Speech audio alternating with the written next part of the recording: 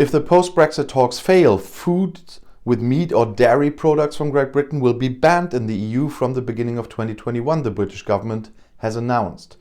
In a guidebook, they cited the ham and cheese sandwiches that truck drivers claim to be popular as an example to illustrate new Brexit regulation for hauliers. The new rule would come into effect after the end of the Brexit transition period, that means on December 31st at midnight. Well, the term new rule everybody's using is a bit distracting because it's an ancient rule that only applies also for the UK after they left the single market and the customs union. Great Britain and the EU have not yet been able to agree on a post-Brexit trade agreement. The proposed regulation aims to prevent the introduction of food into the EU that could spread disease. However, fresh fish and lobster may be imported for personal use up to an amount of 20 kilograms.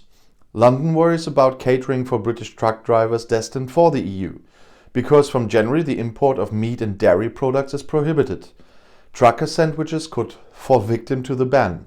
The responsible ministry gives tips on how to deal with it in the future.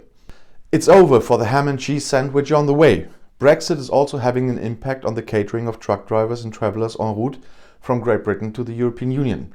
Products made from animal meat or milk will no longer be allowed to be imported into the EU from January 1st, the Ministry of Transport announced in London.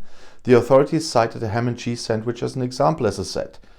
But God help the poor customs officer who throws away a driver's grocery box. I wouldn't be surprised if they get punched when they try, haulier Simon Wilkinson told The Guardian. When drivers go to Europe, they take things with them for days and weeks. According to the ministry, exceptions apply to certain quantities of baby food or especially processed animal feed.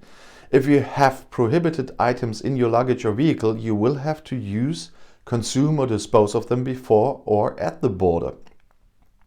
The import of some types of plants into the EU would then no longer be permitted either. And this has been true for all third countries for a long time. You can always see the signs at the airports, for example. Meanwhile, British MPs have blamed the government for negligence. A few days before the end of the Brexit transition phase, they are concerned about the state of preparations for the changes that will take place at the turn of the year, said the members of the Committee on Future Relations with the EU. Some decisions were made too late.